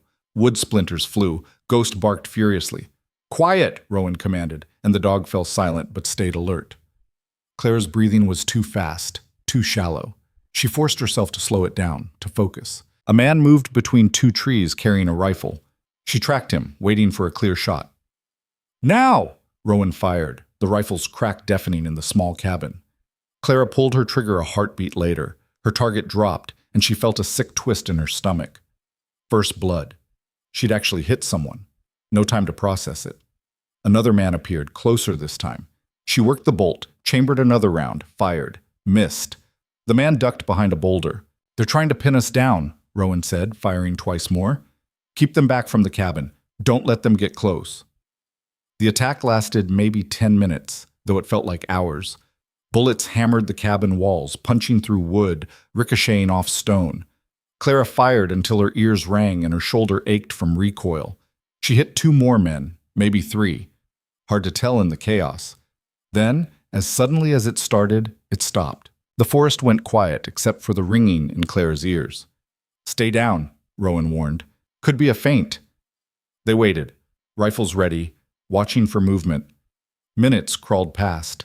Clara's heart hammered so hard she thought it might crack a rib. "Creed!" Voss's voice echoed from the trees, distant but clear. "That's just a taste. Next time we burn you out." Rowan didn't respond, just kept his rifle trained on the forest, jaw tight. "You hear me?" Voss called. "Next time you both burn." Silence. Then the sound of men moving away through the forest, making no effort to hide their passage. Rowan finally lowered his rifle. "Check for damage. I'll watch." Clara moved through the cabin on shaking legs, cataloging the destruction. 4 bullets had punched through the walls. 1 had shattered their water bucket. Another had destroyed Rowan's coffee pot. Could have been worse. Could have been them. "We're lucky," she said. "Luck had nothing to do with it." Rowan was at the window scanning the tree line. They weren't trying to kill us. Not yet. This was another test. Testing what? Whether we'd panic, whether we'd run. He turned to look at her, something like pride in his eyes. "You did good. Kept your head. Fired smart. I think I hit 3 of them. Saw 2 go down for sure. Maybe the 3rd. Rowan set his rifle aside and pulled out the map. "They'll regroup, plan better, come harder next time." "When?" "Soon. They know we're dug in now, know we'll fight. That makes it personal for Voss. He can't let that stand." Clara sank into a chair, adrenaline finally draining and leaving her hollow. "We can't hold them off forever, not if they keep coming." "No," Rowan agreed. "We can't, so we need to change the game." "How?" He pulled out the dynamite again, along with fuses and blasting caps he'd kept wrapped separately. "We stop defending, and we start hunting." Woof. Clara stared at the explosives, understanding dawning cold and clear. "You want to go after them." "They know where we are. We don't know where they are. That's an advantage for them." Rowan began preparing the charges with careful precision. "We take that away, we level the field." "That's insane. There's only 2 of us." "3, Rowan corrected, nodding at Ghost. And we have surprise. They think we'll stay here, wait for them to come back. They won't expect us to take the fight to them. Clara wanted to argue, wanted to say it was suicide, that they should run, that there had to be another way. But she knew the mountain by now, knew how it worked. Running meant dying slower. Hiding meant dying afraid. Fighting meant you at least went down swinging. When? She asked. Tomorrow night. Give them time to think they've won, that we're scared. Rowan finished with the first charge and started on the second. We hit their camp, 'cause chaos. Make them think twice about coming back. And if it doesn't work? If we don't make it back? Rowan met her eyes. Then at least we tried. At least we chose how it ended. Clara thought about that. About choice. About agency. About refusing to be a victim one more time in her life. Teach me, she said. Teach me how to use those. Rowan smiled, grim and fierce. Already planned on it. They spent the rest of the day preparing. Rowan showed Clara how to set charges, how to time fuses, what would cause maximum damage. He taught her the difference between killing explosions and disorienting ones, when to use which. You're not trying to murder them all, he explained. You're trying to make them hurt, make them scared, make them decide the cost is too high. What if they don't decide that? Then we've got 2 more charges and whatever ammunition we can carry. Rowan checked his pistol, an old Colt he rarely used. After that, it's knives and anything else we can reach. Clara loaded her rifle, checked her knife, tried not to think about how fragile the human body was. How easy it would be to die on this mountain that had already tried to kill her once. But she wasn't that woman anymore. Wasn't the one they'd left under a wagon wheel, worthless and forgotten. She was someone who'd fought her way back from death. Someone who'd learned to survive in a world that wanted her gone. Someone who would burn the whole mountain down before letting anyone take what was hers. That night, Clara and Rowan moved through the forest like ghosts. Ghost ranged ahead, silent and sure, leading them toward where Rowan suspected Voss had made camp. The moon was nearly full, painting the world in silver and shadow. They found the camp 2 hours later, 6 men around a fire, drinking and laughing, rifles stacked carelessly against trees. Overconfident, celebrating their victory too soon. Rowan and Clara circled the camp, staying downwind, moving slow. Rowan positioned the first charge near the supply cache. Clara set the second near the horses. They synchronized their watches, old habit from Rowan's past, and prepared to light the fuses. Remember, Rowan whispered, we light, we run. We don't look back until we're clear. After the blast, they'll be confused. That's when we fire. Aim for anyone who looks like they're organizing the others. Chaos is our friend. Clara nodded, throat too tight to speak. Her hands didn't shake as she prepared the fuse. Muscle memory from practice, from Rowan's endless drilling. On my mark, Rowan said. 3, 2, 1, now. They lit the fuses and ran. The first explosion tore through the night like thunder splitting stone. Clara felt it in her chest before she heard it, a pressure wave that knocked the air from her lungs. Behind them, orange light bloomed against the darkness, followed immediately by screaming. Men's voices, high with panic and pain. Keep moving, Rowan hissed, pulling her forward through the undergrowth. The second blast came 10 seconds later, smaller, but just as devastating. The horses screamed, a sound Clara had never heard before and hoped never to hear again. Then hoofbeats, frantic and directionless as the animals scattered into the forest. Rowan stopped behind a fallen log, pulling Clara down beside him. Ghost materialized from the shadows, ears flat against his skull. Below them, the camp had transformed into hell.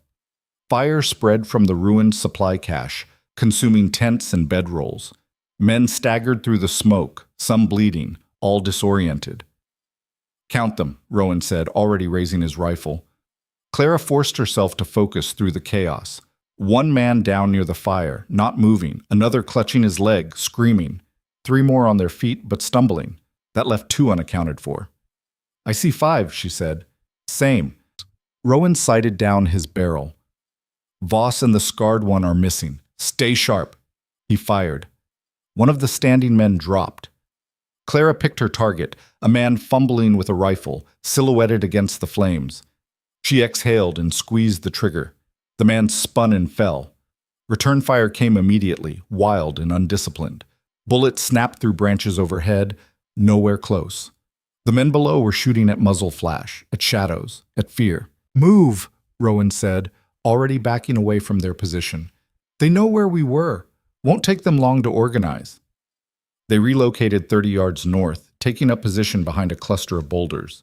The camp was chaos below, men yelling contradictory orders, stumbling over debris, fighting fires that refused to die. Clara reloaded, hands steady despite the hammering of her heart. A voice cut through the confusion. "Voss, somewhere in the smoke." "Spread out! They're in the trees! Find them!" "There he is," Rowan muttered. Smart bastard stayed back from the fire. Clara spotted movement at the edge of the firelight, Voss's massive frame, unmistakable even in the flickering shadows. He was organizing the survivors, getting them into some kind of defensive formation. 3 men, maybe 4, still combat effective. "We need to break them now," Rowan said. "Before they regroup." He pulled out his pistol and handed it to Clara. "You see an opening on Voss? You take it. Don't hesitate." Clara took the pistol, feeling its weight. Heavier than the rifle, more personal. You had to be close to use a pistol, had to see the man you were killing. "What about you?" she asked. "I'm going to give them something else to think about." Rowan pulled out the 3rd charge, the one they'd kept in reserve. "When this goes off, you fire on Voss. Empty the cylinder if you have to. I don't care if you hit him or not, just make him think he's about to die." "That's insane." "Yeah." Rowan's smile was sharp in the darkness. "But it'll work. Ready?" Clara gripped the pistol, sighted on where Voss stood barking orders. "Ready." Rowan lit the fuse and threw the dynamite in a high arc. It landed near the center of what remained of the camp, right where the men had started to gather. The blast lifted 2 of them off their feet and scattered the rest like leaves. The concussion wave hit Clara even from their protected position, making her ears ring. She didn't wait to recover. Raised the pistol and fired at Voss's last position. The big man had already moved, diving behind cover as Clara's bullets chewed up the dirt where he'd been standing. She kept firing, walking her shots in a pattern Rowan had taught her, denying him safe positions. Click. Empty. "Reload," Rowan said calmly, his rifle cracking methodically. "I've got you covered." Clara's hands fumbled with the cartridges, dropping one in the dark. Cursed and grabbed another. Got 3 loaded before movement to her left made her freeze. The scarred man stepped out from behind a tree, rifle aimed at her head. Time seemed to slow. Clara could see the ugly grin spreading across his face, see his finger tightening on the trigger. Ghost hit him from the side like a freight train. The rifle discharged into the air as man and dog went down in a tangle of snarling fury. The man screamed, trying to protect his throat as Ghost's jaws found purchase. Clara raised the pistol but couldn't get a clear shot without risking the dog. Rowan could. His rifle barked once and the scarred man went still. "Ghost, off!" Rowan commanded. The dog released immediately, backing away with blood on his muzzle. He limped slightly. The man had managed to kick or hit him, but his tail wagged once when Clara reached for him. "You all right?" she asked, checking him for wounds. "Later," Rowan said. "We need to move. Now." They pulled back into the forest, Ghost ranging ahead despite his limp. Behind them, the camp continued to burn. Clara could hear Voss shouting, his voice raw with rage, but the words were lost in distance and smoke. They didn't stop running until they'd put 2 miles between themselves and the carnage. Only then did Rowan allow them to rest, choosing a defensible position on high ground with clear sightlines. Clara collapsed against a tree, breathing hard. Her hands were shaking now, the adrenaline finally crashing. She'd killed people tonight. How many? She wasn't sure. At least 2, maybe 3. The numbers felt abstract, unreal. "You did good," Rowan said, checking Ghost's leg. "Minor cut, nothing serious. Kept your head when it mattered." "I almost died," Clara said. "If Ghost hadn't—" "But he did. And you didn't freeze when it counted." Rowan looked up at her, his expression serious. "You understand what we just did? We declared war. There's no walking this back." "I know." Clara reloaded the pistol with steady hands. "They started it when they came to our cabin. We're just finishing it." "Maybe. Or maybe we just made it worse." Rowan stood, scanning the forest behind them. "Voss won't let this go. He's lost men, supplies, horses. His reputation's damaged.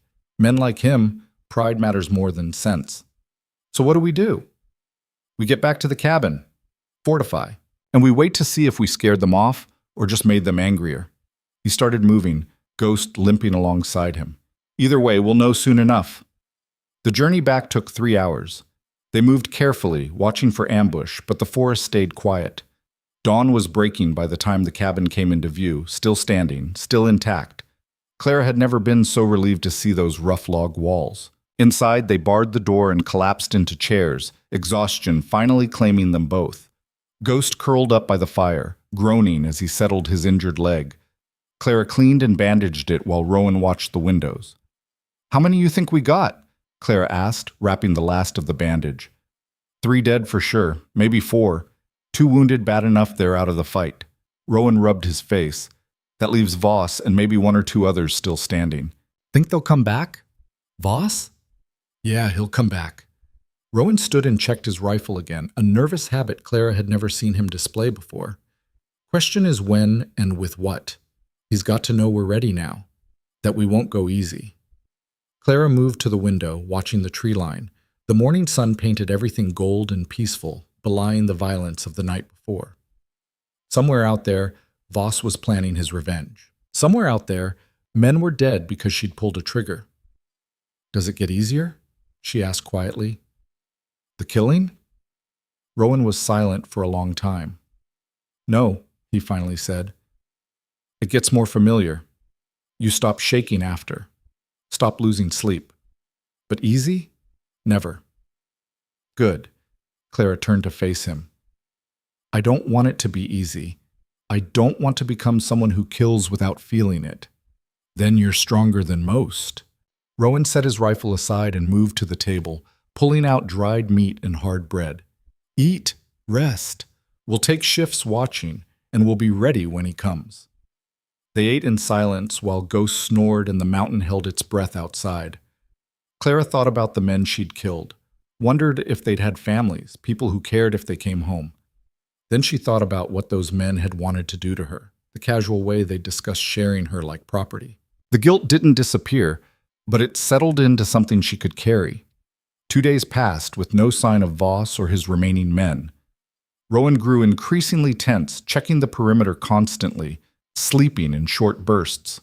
Clara took her shifts at watch, rifle always within reach, but the forest remained quiet. "Too quiet," Rowan said, like the mountain was holding its breath. On the 3rd day, a stranger arrived. Clara saw him first, a single rider approaching from the east, hands visible and empty. Not Voss, not any of his men. Someone new. She alerted Rowan, who grabbed his rifle and moved to the door. The rider stopped 50 yards out and raised both hands. "Rowan Creed?" he called. "I'm not here to fight, just to talk." "Talk from there," Rowan shouted back. The man was older, maybe 60, with white hair and a weathered face. He wore decent clothes, not the ragged furs of a trapper. "Name's Clayton. I run the trading post 3 days west. Voss and what's left of his men showed up yesterday, told me what happened.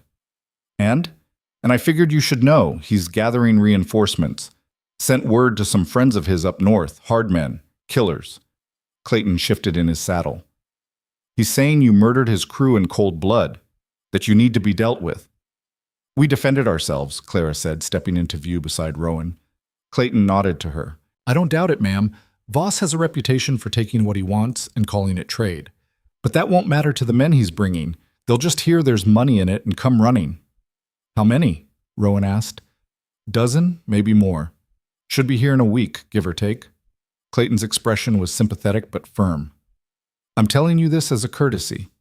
You've always been fair with me, Creed, but this is bigger than 1 man and 1 woman holding a cabin. You need to leave while you can." "This is my home," Rowan said flatly. "Then it'll be your grave." Clayton gathered his reins. "I'm sorry, but that's the truth of it. Voss won't stop now. Not after what you did to him. And when those reinforcements arrive, you won't stand a chance." He turned his horse and rode away before Rowan could respond. Clara and Rowan stood in silence, watching him disappear into the trees. 1 dozen men, maybe more, all coming here with one purpose. "We should run," Clara said, hating the words even as she spoke them.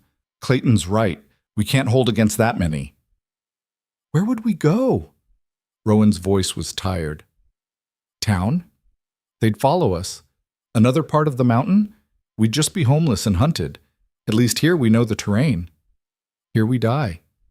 Maybe. Rowan turned to look at her. Or maybe we make them wish they'd never come. Make the cost so high that even if they win, they lose. Clara thought about that. About Pyrrhic victories and last stands. About choosing how you went down if going down was inevitable. There has to be another way, she said. I'm open to suggestions. Clara moved to the map on the table, studying the terrain around the cabin. The creek, the ridges, the narrow pass to the west. Her eyes kept coming back to one feature. A steep ravine half a mile north, barely passable even in good weather. What about leverage? She said slowly. We can't beat them in a straight fight. But what if we don't fight straight? Meaning? Meaning we use the mountain against them. Clara traced the ravine on the map. This is the only good approach from the north. Steep sides, narrow bottom. If we could trap them in there somehow, funnel them into a kill zone. Rowan leaned over the map, studying what she was showing him. It's defensible. Good sight lines from the rim, but how do we get them to go through there instead of just surrounding the cabin? We give them a reason. Clara met his eyes. We make them think we're running. Make them chase us. You want to use ourselves as bait. I want to turn their numbers against them. In that ravine, they can't spread out, can't use their advantage. They have to come at us in a line, and we pick them off from above. Rowan was quiet, considering. Then he nodded slowly. It could work. If we prepare it right. If we're willing to abandon the cabin.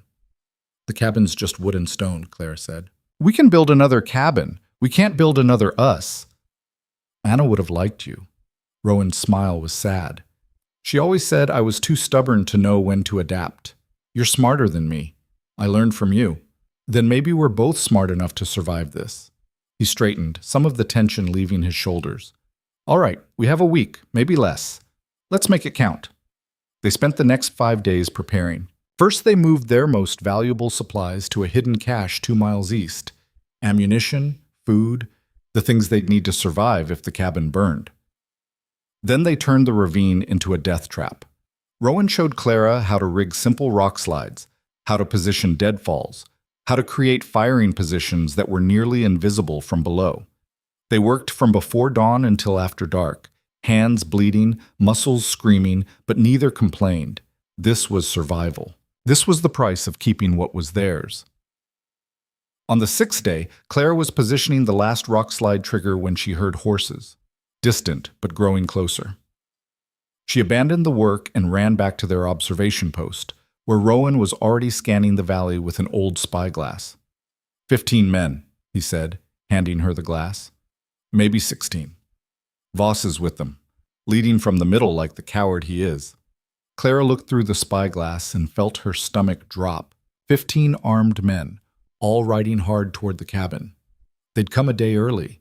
Maybe Clayton's estimate had been wrong, or maybe they'd pushed their horses harder than expected. Either way, the trap wasn't quite ready. We need more time, Clara said. We don't have it. Rowan lowered the spyglass. The north slope trigger isn't set. Without that, they can just climb out of the ravine before we can pin them down. How long to finish it? 2 hours? Maybe 3? Clara looked at the distant riders, then back at Rowan. Then we buy 3 hours. How? She grabbed her rifle and started moving toward the cabin. We make them cautious. Make them think twice about rushing in. You finish the trap. I'll slow them down. That's suicide, Clara. No. She looked back at him.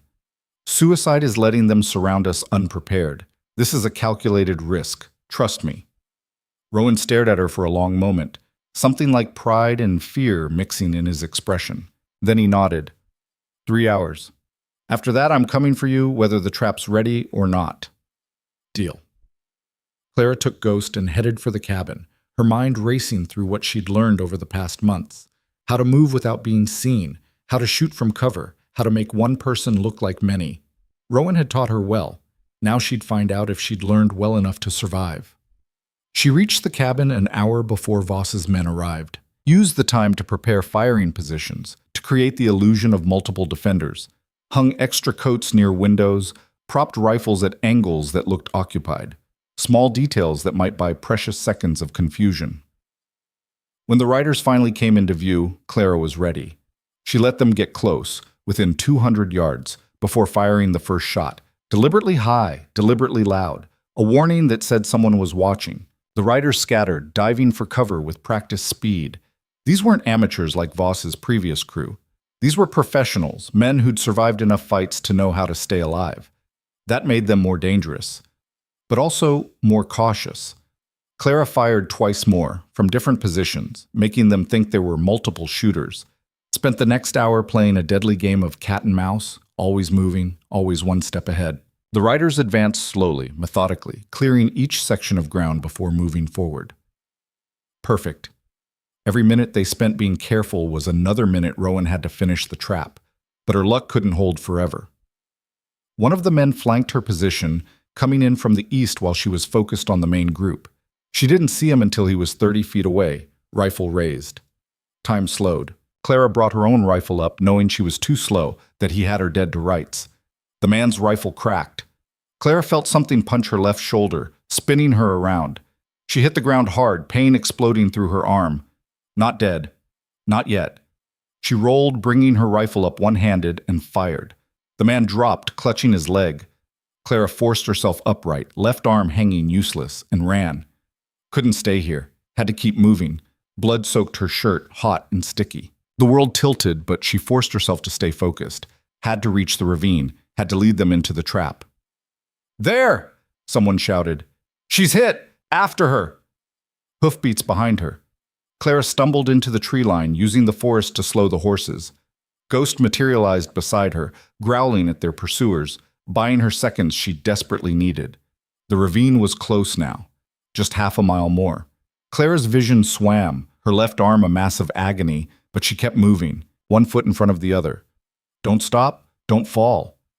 She could hear them behind her, men on foot now, moving through the forest. Getting closer. If she didn't reach the ravine in the next 5 minutes, they'd catch her in the open. Clara burst from the tree line and saw it, the narrow cut in the earth that represented their last chance.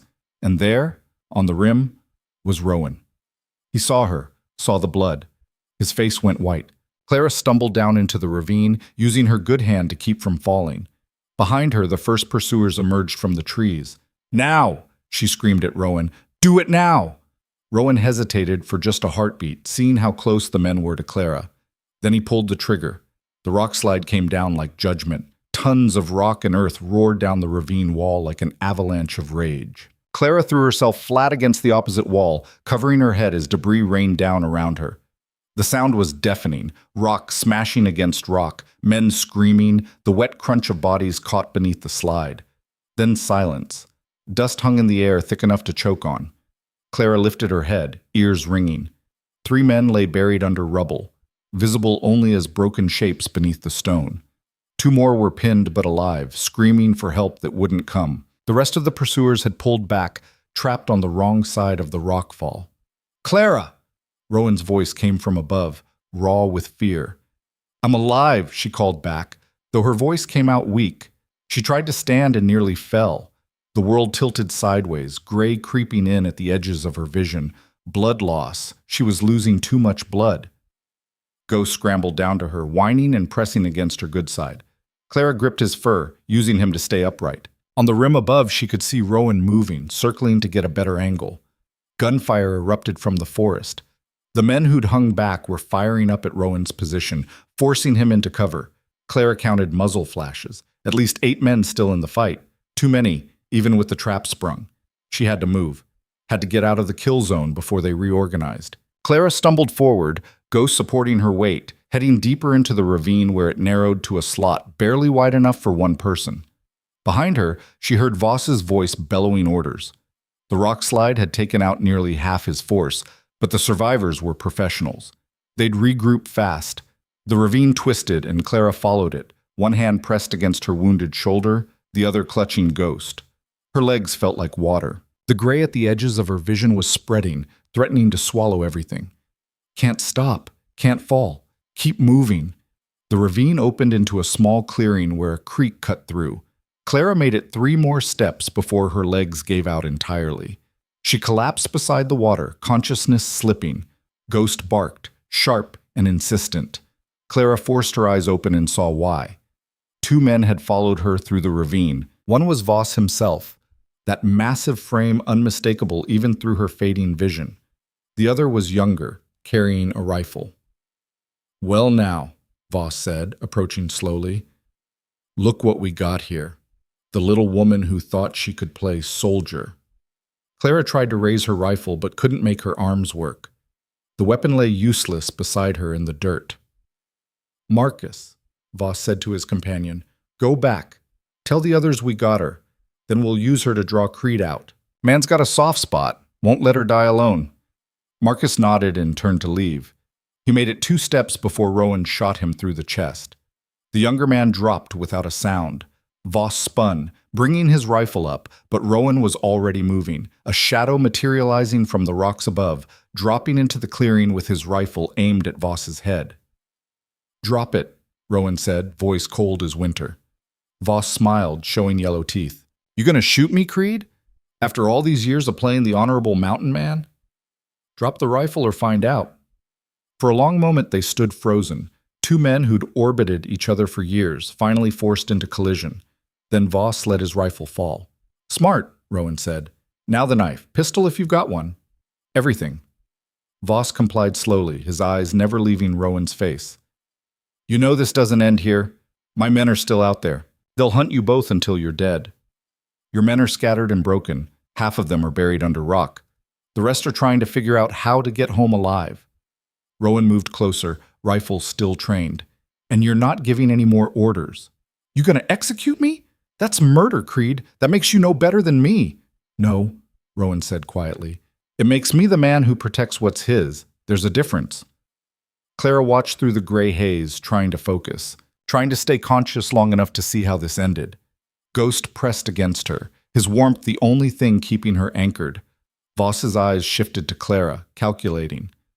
"She's dying, you know. Bullet hit an artery. She's got maybe 10 minutes before she bleeds out.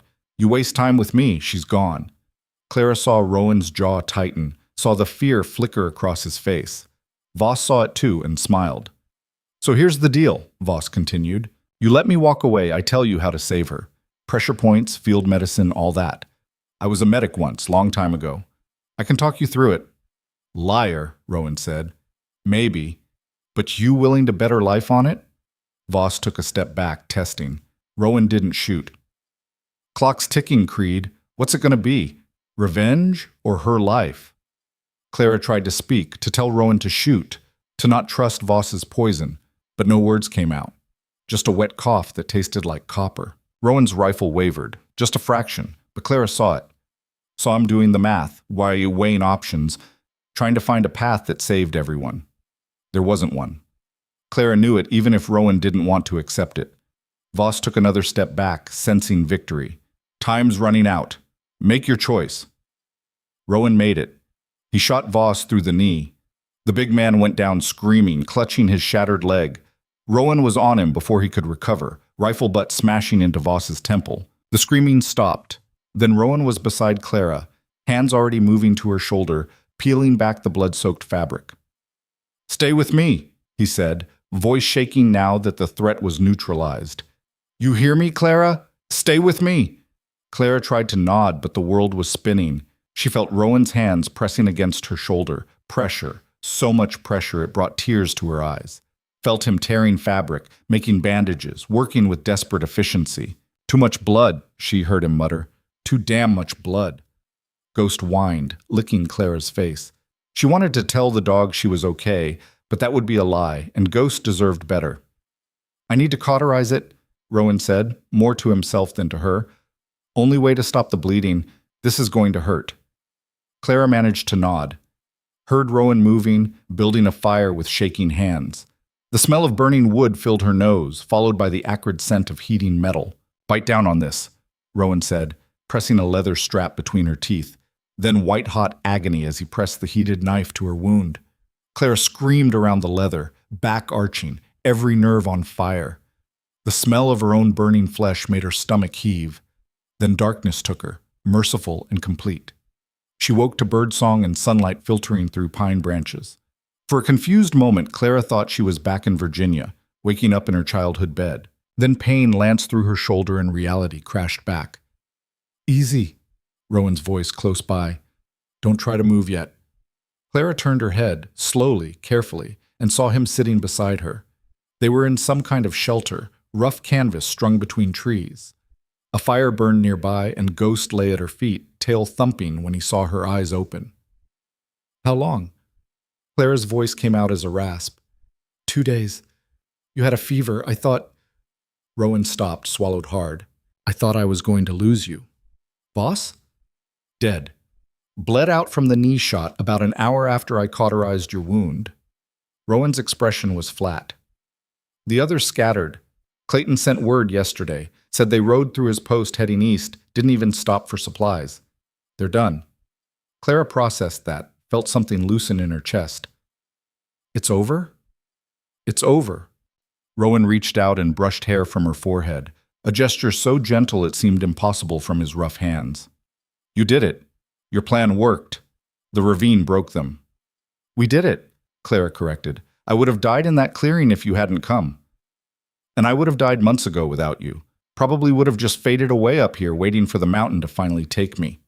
He pulled back, looking uncomfortable with the emotion. "Guess we're even." Clara managed a weak smile. "Guess so." They sat in comfortable silence while the mountain morning unfolded around them. Birds called, wind rustled through branches, and somewhere distant a creek burbled over stones. Peaceful sounds, living sounds. "The cabin?" Clara asked. "Still standing. I checked yesterday. They didn't burn it like Voss threatened. Probably figured they'd take it after they killed us." Rowan fed another stick to the fire. "We can go back whenever you're strong enough to travel. A few more days, maybe a week." "And then what?" Rowan looked at her. "What do you mean?" "I mean what happens now. We go back to the cabin, live like nothing happened, pretend we didn't just kill a dozen men?" Clara struggled to sit up, ignoring Rowan's protest. "You said it yourself, killing changes you. I can feel it. I'm not the same person who arrived on this mountain." "No," Rowan agreed quietly. "You're stronger, tougher. You survived things that would have killed most people." "That's not what I mean." Claire looked at her hands, still stained with traces of blood that wouldn't quite wash out. "I chose this. Chose to fight. Chose to kill. And I'd do it again if I had to. That scares me." "Good. Being scared means you're still human." Rowan moved closer, close enough that she could see the lines around his eyes, the gray threading his beard. "You want to know what I think? I think you're finally the person you were always supposed to be. Not the one they tried to make you, small and quiet and grateful for scraps. The real you, the one who doesn't break." Clara felt tears prickling her eyes. "What if that person is someone I don't like?" "Then you work on it. You make choices every day about who you want to be, but you do it from a position of strength, not weakness. You do it because you choose to, not because someone's forcing you." Rowan's hand found hers, calloused and warm. "That's what Anna taught me, that surviving isn't enough. You have to build something worth surviving for." "Is that what we're doing? Building something?" "I think so, or at least trying to." He squeezed her hand gently. "Question is, do you want to? Because if you want to leave, head to town, start over somewhere else, I'll help you. I owe you that much." Clara thought about it. Thought about the town Clayton had mentioned, with its boarding houses and safe, predictable work. Thought about trying to fit back into a world where people smiled and lied and pretended weakness was virtue. Then she thought about the cabin, about learning to shoot and track and survive, about Rowan's steady presence and Ghost's loyalty, about mornings like this one, where the mountain showed its gentle face instead of its teeth. "I want to stay," she said. "If you'll have me." Rowan's expression softened. "Been having you for months now. Why stop?" "I mean, permanently, not just until I heal or until spring comes or until the next crisis. I mean, build something here. Together." Clara met his eyes. "Is that something you want?" Rowan was quiet for a long moment, his face unreadable. Then he nodded slowly. "Yeah, Yeah, I think it is. Been alone long enough. Forgot what it's like to have someone to build with instead of just survive alongside. I'm not Anna, Clara said carefully. I'll never be her. I know, and I'm not asking you to be. Rowan's voice was gentle. Anna was her own person. You're yours. Both of you were worth knowing, worth building with. Clara felt something settle in her chest, something that had been restless and uncertain for years. Not peace exactly, but close enough. So we rebuild, she said. Repair the cabin. Replace what was destroyed. Maybe build on. Make it bigger. Make it ours, Rowan agreed. Not just mine or Anna's memory. Ours. And if more trouble comes, then we face it, together. He stood, offered her his good hand. But first, you need to heal. Can't build anything if you're bleeding out. Clara took his hand and let him help her to her feet. Her shoulder screamed in protest, but she ignored it. Pain meant she was alive. Alive meant she could keep fighting, keep building, keep choosing. Over the next week, Clara's strength slowly returned. Rowan changed her bandages daily, monitoring for infection, feeding her broth, and then solid food as her appetite returned. Ghost rarely left her side, as if afraid she might disappear if he wasn't watching. On the 8th day, they made the journey back to the cabin. It took twice as long as it should have. Clara had to stop frequently to rest, and her balance was still off. But they made it, and the cabin stood waiting just as Rowan had said. The damage was minimal. Some bullet holes in the walls, a broken shutter, scattered debris from the brief siege. Nothing that couldn't be repaired. Home, Clara said, feeling the words settle into her bones. Not just a shelter. Not just a place to survive. Home. They spent the next month repairing and improving. Rowan showed Clara how to properly chink logs, how to build shutters that would hold against both weather and bullets. They expanded the sleeping area, adding a proper partition for privacy. Built a better cold storage, a larger woodshed, a reinforced door. Each improvement was a statement, a declaration that they were staying, that they were building something meant to last. Clara's shoulder healed crooked, leaving her with limited mobility in her left arm. She learned to compensate, to do with one arm what most people did with two. It was frustrating, but she refused to see it as a weakness. Just another adaptation, like learning to walk on damaged feet. Summer deepened into fall, and Clayton made good on his promise to spread the word about what had happened. Trappers and traders gave Rowan's territory a wide berth. The story grew in the telling. Clara became a warrior woman who'd taken down Voss's entire crew single-handed, Rowan a ghost who could kill from a mile away. Neither of them bothered to correct the tales. Let people believe what they wanted. The important thing was that they were left alone. One evening in late September, Clara stood outside the cabin watching the sunset paint the mountains gold and crimson. Rowan came to stand beside her, 2 cups of coffee in hand. He passed her one, and they stood in companionable silence. You ever regret it? Clara asked. Staying here instead of going back to civilization? Rowan considered the question. Sometimes. When winter gets hard or I remember what fresh bread tastes like. But mostly no. He gestured at the view. This is honest.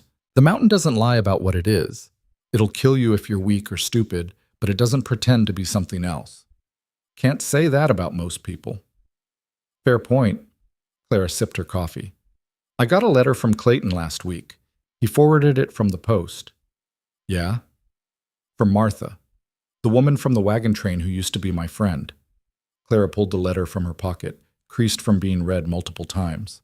She heard I was alive, said she was glad, said she thinks about me sometimes, wonders if I'm okay. That's something, I guess. She also said she's sorry, that leaving me was the hardest thing she ever did, that she prays I can forgive her someday. Clara stared at the letter. She wants to know if I made it to California, if I found my brother, if I'm happy. You going to write back? Clara folded the letter and tucked it away. No. What would I even say?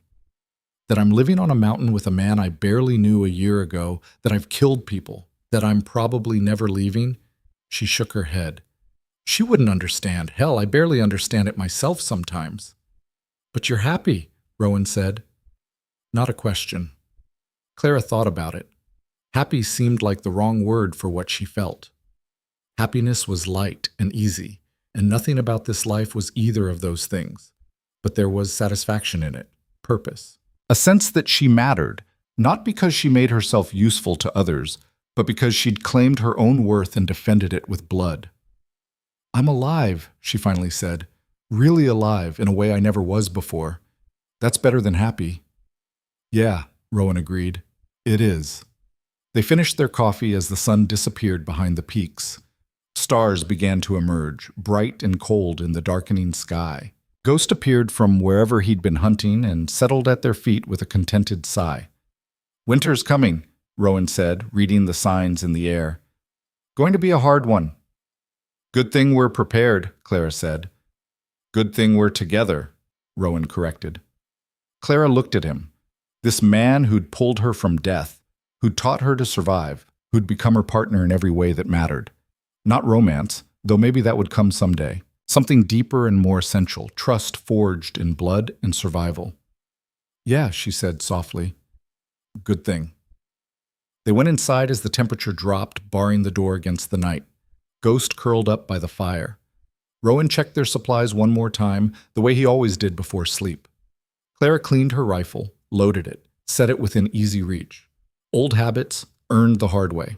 But inside the cabin, there was warmth and light and the quiet comfort of knowing they'd face whatever came next together. The mountain would test them again. It always did. Winter would bring its own challenges, its own dangers. But they'd be ready. Clara lay down in her furs and looked at the ceiling beams, the same ones she'd stared at while recovering from frostbite all those months ago. She'd been so certain then that she wasn't worth saving, that the world had been right to discard her. Funny how wrong you could be about yourself. "Rowan?" she said into the darkness. "Yeah?" "Thank you for not giving up on me when I'd given up on myself." "You never gave up," Rowan said. "You just needed someone to remind you how to fight. The strength was always yours." Maybe he was right. Maybe she'd always had it in her, that core of steel that refused to break no matter how hard the world pushed. Or maybe she'd built it piece by piece, day by day, choice by choice. Either way, it was hers now, earned and owned and defended. Outside, the wind picked up, whistling around the cabin's corners, the first real cold of autumn, promising the deep freeze to come. But Clara wasn't afraid of winter anymore. Wasn't afraid of much, really. She'd died once already, left beneath a wagon wheel in the snow. Everything since then was borrowed time, a gift she'd fought tooth and nail to keep. And she intended to keep fighting, for as long as the mountain would let her. For as long as there was breath in her body and strength in her hands. For as long as it took to build something worth all the blood and pain and death it had cost to survive. The cabin settled into night quiet, just the crackle of fire and the steady breathing of the two people and one dog who'd claimed this small piece of the mountain as their own. The people who'd refused to be broken, refused to be driven out, refused to accept the world's judgment of their worth. Outside, the mountain waited, patient and indifferent as mountains always are. It had taken so much from them, had tested them in ways most people never faced, but it had also given them something precious, something rare. It had given them each other, had given them purpose, had given them the chance to become who they were always meant to be, not the ones left behind, but the ones who survived. And that, Clara thought as sleep finally claimed her, was more than enough. That was everything.